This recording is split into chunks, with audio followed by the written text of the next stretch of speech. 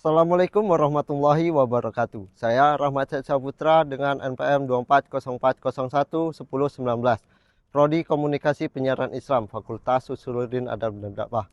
Di sini saya akan membuat video tentang mata kuliah Komunikasi Sosial Budaya dan Agama dengan dosen pengampu Dr. Aliandi Alumbu Esos MKomI. Selamat menyaksikan. Di sini saya akan menjelaskan entitas, nilai, dan fungsi budaya. Kita pahami dulu entitas nilai itu apa dan difusi budaya itu apa. Yang pertama, entitas nilai adalah nilai-nilai budaya yang menjadi dasar kehidupan masyarakat seperti gotong royong, sopan santun, dan toleransi. Nilai ini menjadi identitas suatu kelompok dan diwariskan dari generasi ke generasi. Yang kedua, difusi budaya adalah proses penyebaran unsur atau nilai budaya dari suatu masyarakat ke masyarakat lainnya, baik melalui pergaulan, media, pendidikan, maupun teknologi. Keduanya ini saling berkaitan, entitas, nilai, dan isi budaya. Sedangkan difusi budaya adalah proses penyebaran ke lingkungan yang lebih luas. Dalam kehidupan masyarakat modern yang penuh keberagaman, kemampuan berkomunikasi lintas budaya menjadi keterampilan penting untuk menjaga keharmonisan sosial. Setiap manusia membawa nilai, normal, dan cara pandang hidup yang dipengaruhi oleh budayanya. Karena itu, komunikasi antara budaya bukan sekedar bertukar kata, melainkan proses membangun makna bersama di tengah perbedaan. Baik, yang pertama, pengertian komunikasi antar budaya. Komunikasi antar budaya adalah proses pertukaran pesan antara individu atau kelompok dari latar belakang budaya yang berbeda. Proses ini tidak hanya melibatkan bahasa verbal, tetapi juga sistem nilai, norma, kebiasaan, serta cara berpikir khas dari masing-masing budaya. Keberhasilan komunikasi antar budaya ditentukan oleh kemampuan seseorang memahami konteks sosial budaya lawan bicara. Misalnya, dalam budaya Indonesia, tutur kata yang halus mencerminkan penghormatan, sedangkan dalam budaya Barat, berbicara langsung dianggap sebagai bentuk kejujuran. Baik, yang kedua, model-model komunikasi antar budaya. Untuk memahami bagaimana komunikasi antar budaya berlangsung, para ahli mengembangkan beberapa model, di antaranya. Yang pertama, model linear. Komunikasi satu arah di mana pengirim menyampaikan pesan kepada penerima. Model ini sederhana, namun kurang memperhatikan konteks budaya dan makna yang berbeda. Baik, yang kedua, model interaksional, menambahkan unsur feedback atau umpan balik. Dalam komunikasi antar budaya, umpan balik penting agar kedua pihak dapat menyesuaikan cara berkomunikasi dan menghindari kesalahpahaman. Selanjutnya, yang ketiga, model transaksional, menggambarkan komunikasi sebagai proses dua arah yang berlangsung simultan.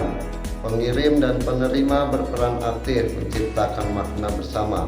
Model ini paling menggambarkan realitas komunikasi antar budaya yang kompleks dan kontekstual. Keempat, yaitu uncertainty management theory, menjelaskan bahwa perbedaan budaya sering menimbulkan rasa cemas dan ketidakpastian. Komunikasi efektif terjadi jika seseorang mampu mengelola kecemasan dan terbuka terhadap perbedaan.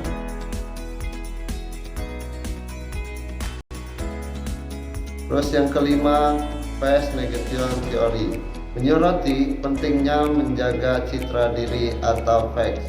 Budaya individualis lebih menonjolkan kejujuran pribadi, sementara budaya kolektif mengutamakan keharmonisan dan menghindari konflik terbuka. Baik, yang keenam, model adaptasi budaya, menggambarkan proses penyesuaian individu terhadap budaya baru melalui tahapan culture shock, penyesuaian hingga integrasi. Yang terakhir, identity negation theory, menjelaskan bahwa komunikasi lintas budaya juga merupakan proses negosiasi identitas diri dan sosial agar tercipta saling pengertian dan penghargaan. Yang ketiga, karakteristik dan perbedaan model-model. Yang pertama, linear, satu arah tanpa umpan balik, fokus pada penyampaian pesan. Yang kedua, interaksional, dua arah, adanya umpan balik dan klarifikasi makna. Yang ketiga, transaksional, berlangsung bersamaan, makna diciptakan bersama dan konteks budaya. Yang selanjutnya, kontemporer, menekankan aspek psikologis, identitas, dan adaptasi terhadap perbedaan budaya. Model kontemporer dianggap paling relevan di era globalisasi karena bersifat dinamis dan menyesuaikan diri dengan perubahan sosial. Yang keempat, penerapan model komunikasi dalam masyarakat multikultural. Dalam kehidupan sehari-hari, penerapan model komunikasi membantu membangun hubungan sosial yang harmonis. Model linear digunakan saat penyuluhan atau sosialisasi masyarakat, misalnya tentang medis, memberikan informasi kesehatan kepada warga dari berbagai etnis. Selanjutnya, model interaksional, tampak dalam musyawarah warga atau rapat lintas budaya yang menekankan umpan balik dan kesepahaman. Selanjutnya, model traksional, terjadi dalam interaksi spontan seperti tawar-menawar di pasar tradisional atau suku yang berbeda. Selanjutnya, model kontemporer, tampak dalam lingkungan kampus atau kerja interaksional, di mana individu belajar mengelola kecemasan dan menghargai identitas budaya masing-masing. Yang kelima, faktor-faktor yang mempengaruhi keberhasilan komunikasi antar budaya. Yang pertama, kompetensi antar budaya mencangkup pengetahuan, sikap terbuka, dan keterampilan beradaptasi. Yang kedua, mengelola emosi dan persepsi, kemampuan mengendalikan kecemasan saat berinteraksi dengan budaya lain. Yang ketiga, empati dan kesadaran budaya, memahami perasaan dan cara pandang orang lain untuk menghindari stereotip. Yang keempat, pembahasan dan pengalaman lintas budaya, penguasaan bahasa serta pengalaman hidup di lingkungan multikultural mempercepat adaptasi. Yang kelima, dukungan sosial, lingkungan yang inklusif memperkuat semangat berkomunikasi lintas budaya secara positif.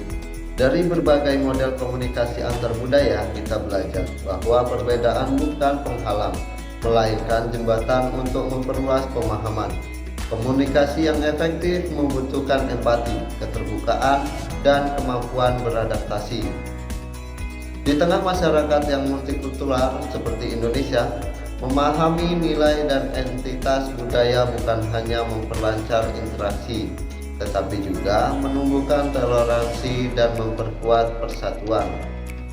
Dengan kata lain, komunikasi sosial, budaya, dan agama bukan sekedar proses penyampaikan pesan, melainkan upaya bersama dalam menjaga keharmonisan dan menyebarkan nilai kemanusiaan di tengah keberagaman. Sekian video dari saya, semoga bermanfaat. Saya akhiri, wassalamualaikum warahmatullahi wabarakatuh.